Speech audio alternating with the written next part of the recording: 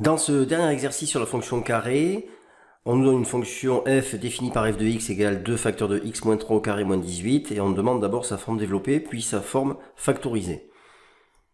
Donc premièrement petit a, f de x égale 2 facteurs de x moins 3 au carré moins 18. On demande de développer, donc on va développer x moins 3 au carré qui est la forme a moins b au carré qui fait a carré moins 2ab plus b carré.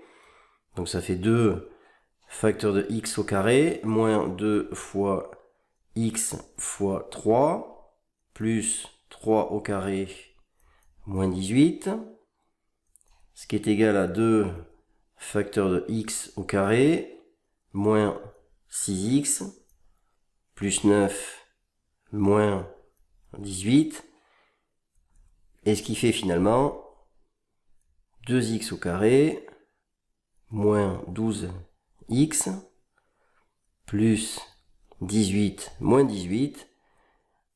Les 18 s'annulent et il nous reste 2x au carré moins 12x. Voilà la forme développée réduite de f.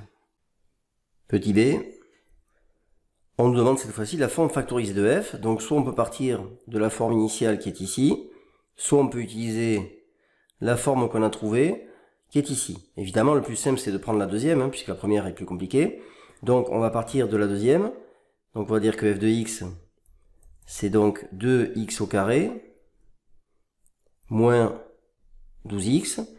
Et là on voit qu'on peut mettre 2x en facteur, donc ça fait 2x fois x, moins 2x fois 6. Je mets 2x en facteur, et ça me donne 2x facteur de x moins 6. Voilà la forme factorisée de f. Deuxième question, on me demande d'étudier le signe de f de x en fonction des valeurs de x à l'aide d'un tableau de signes. Pour commencer, donc petit a. Alors, on va faire un tableau de signes, donc les racines, on les obtient à partir de ça, donc les racines, on va les mettre ici, on va pas détailler. Donc on a les racines, c'est x égale 0 et x égale 6. Donc on peut faire directement notre tableau de signes. Donc on place x, moins l'infini, ensuite on a 0, 6, plus l'infini, ensuite on a 2x, x moins 6, et ici donc f de x.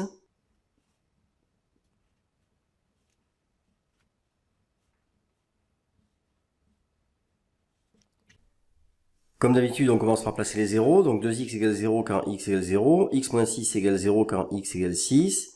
Ensuite, on s'occupe des signes, donc ici a égale 2, positif, donc plus à droite et moins à gauche du 0. Ici a égale 1, donc plus à droite du 0 et moins à gauche. On fait le produit des signes, donc plus, moins et plus. Ici, on descend nos zéros. Et donc maintenant, on a le signe de f de x. Et donc, on peut en déduire la position relative de la courbe CF par rapport à l'axe des abscisses. Autrement dit, eh bien, si f de x est positif, la courbe sera au-dessus de l'axe des abscisses. Si f est négatif, eh bien, elle sera en dessous. Donc, on va dire que si x appartient à moins l'infini 0, ouvert, union 6, plus l'infini, la courbe CF est au-dessus de l'axe des abscisses, donc c'est-à-dire OX. Et si x appartient à 0, 6, et bien à ce moment-là, CF est en dessous de l'axe OX. Et évidemment, les points d'intersection sont atteints quand x égale 0 et quand x égale 6.